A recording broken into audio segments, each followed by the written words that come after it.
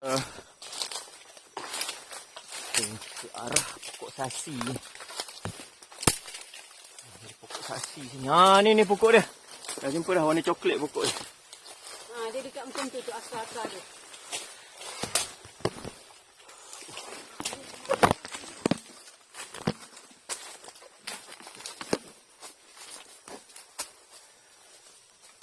Ni pokok ni kan? Pokok dia belah kanan. Ni rasanya. Ni pokok ni. Ni kot.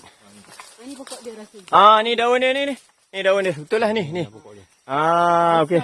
Kita sampai. Ni. Kita sampai checkpoint sasi. Cuba kikis sikit ada bau tak. Ada pokok sasi.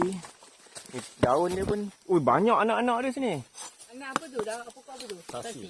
Ya ke? Ni. Bau. Sikit dia pun dah bau dah. Sasi. Oh, ni pokok sasi je lah. Kita orang ambil buat balik. Itulah special dia. Ambil gambar je lah, ambil gambar. Kat Selangor ni tak pernah. Ambil gambar. Sebut Selangor. Kat area ni.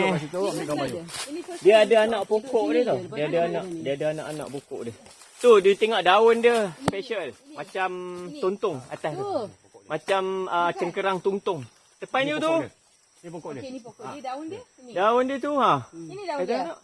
Itu betul lah. Itu dia daun dia urat dia dari ujung ke ujung.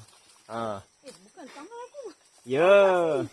Inilah pokok sasi. So kita jaga dia pokok ni. Sebab tak ada tempat lain tu. Dia satu je Daun sini. dia daun ke apa?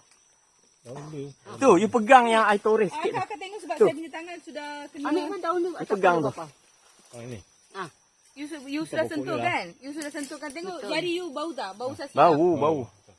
Tak? Tu. Ni daun dia. You sentuh yang I Ni torres daun sikit dia lah. kulit tu. Ya. Yalah terus yang warna. Memang tangan saya bau sasi. Bau sedap kan? Dia punya dahan tu dia macam akar. Ni pun pokok dia juga ni. Ya, dia macam akar. Okay, hari ni kita revisit balik. Kita jumpa Nampak lagi tak? pokok. Aku You tengok dekat atas. aku rasa setahun dia makin tengok besar dekat lah. atas. Ni pokok dia pun. Dia makin besar. Ni salah itu satu pun- pokok dia.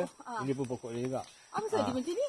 Tapi nak macam mana? Tak, you tengok dahan dia tu dia panjang melengkok. Takkan you nak suruh dia tulis sasi kat sini? Ni kita cantai itu ni. Ni. Ya.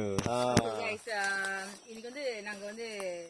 Sedap boleh. Kan bau dia berangin, boleh hayal. Pokok ada daun lah patutlah ada sesia daun. Okey, ni daun selari ni. Selari. Ya. Daun dia. Bukan selari, urat selari.